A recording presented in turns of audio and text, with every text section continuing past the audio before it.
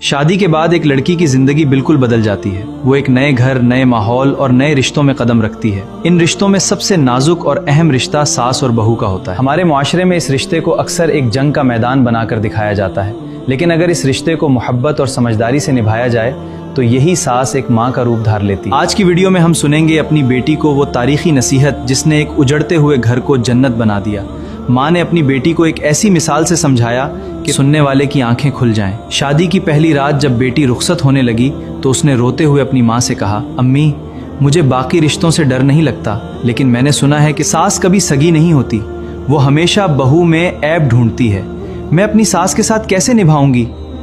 माँ ने बेटी के आंसू बिठाया और मुस्कुरा कर कहने लगी, मेरी प्यारी बेटी, सास कोई दुश्मन नहीं होती, वो भी एक माँ होती है जिसने अपने जिगर के टुकड़े को पाल पोस कर बड़ा किया और आज उसे तेरे हवाले कर दिया। चलो मैं तुम्हें एक मिसाल से समझाती हूँ कि तुम्हें अपनी सासू माँ के साथ कैसा सलूक करना है। माँ ने बेटी का हाथ थामा और कहा, बेटी फर्ज करो तुम एक नर्सरी से एक बहुत ही खूबसूरत और महंगा पौधा खरीद कर लाते हो और उसे अपने घर के गार्डन में लगाना चाहते हो। अब मुझे ये बताओ कि अगर तुम चाहते हो कि वो पौधा हरा भरा रहे, उसमें खूबसूरत फूल खिलें, तो तुम क्या करोगे? क्या तुम वहाँ की पुरानी मिट्टी को खोद कर फेंक दोगी? बेटी ने हैरत से कहा, नहीं अम्मी, अगर मैंने पुरानी मिट्टी को हटा दिया तो पौधे की जड़ें कमजोर हो जाएंगी और पौधा सूख जाएगा। मुझे तो इस पुरानी मिट्टी के अंदर ही अपने पौधे को लगाना होगा। इस मिट्टी को खाद और पानी देना होगा ताकि पौधा उस मिट्टी को अपना ले और मजबूत हो जाए। माँ ने मुस्कुराकर बेटी को गले से लगाया और कहा, बिल्कुल यही तुम्हारी सास की मिसाल है।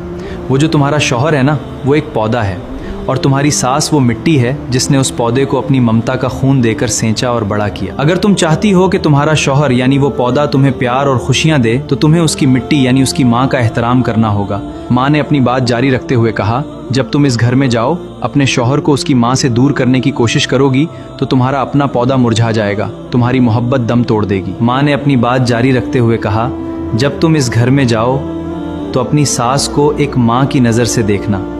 अगर वो कभी गुस्से में कुछ कह भी दें तो ये सोचकर खामोश हो जाना कि मेरी अपनी माँ भी तो मुझे डांट दिया करती थी। उनकी छोटी छोटी ज़रूरतों का ख्याल रखना, सुबह उठकर सबसे पहले उन्हें सलाम करना, और जब तुम्हारा शौहर घर आए तो उसके सामने उसकी माँ की तारीफ़ करना। जब तुम्हारी सास ये देखेंगी कि तुम उनके बेटे को उनसे छीनने नहीं आए बल्कि उनका बेटा अब दुगनी इज्जत पा रहा, तो वो खुद तुम्हारी ढाल बन जाएंगी।